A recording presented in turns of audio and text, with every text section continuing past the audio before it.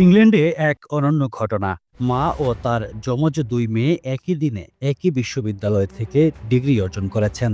মা সারা চ্যাপেল ও তার দুই কন্যা মেগান এবং Avi Douglas Chappell Open University Milton Keynes থেকে স্নাতক হয়েছেন। তারা তিনজনই কেমব্রিজের বাড়িতে বসে পড়াশোনা করেছেন এবং পাশাপাশি পূর্ণকালীন চাকরিও চালিয়েছেন। মা সারা সিস্টেম থিঙ্কিংয়ে মাস্টার্স করেছেন। মেয়েরা একজন পরিবেশ বিজ্ঞানে প্রথম শ্রেণীতে স্নাতক আর অন্যজন আইনি ডিগ্রি নিয়ে সলিসিটর হওয়ার প্রশিক্ষণ নিচ্ছেন। তিনজন একসঙ্গে সাপ্তাহিক পড়াশোনার সেশন করতেন, একে অপরকে উৎসাহ দিতেন। সারা বলেন, মেয়েদের সঙ্গে একসঙ্গে স্নাতক হওয়া ছিল জীবনের সেরা অভিজ্ঞতা। পরিবারটি প্রমাণ করেছে ইচ্ছাশক্তি আর পরিশ্রম থাকলে চাকরি ও পড়াশোনা দুই সামলে সফল হওয়া সম্ভব।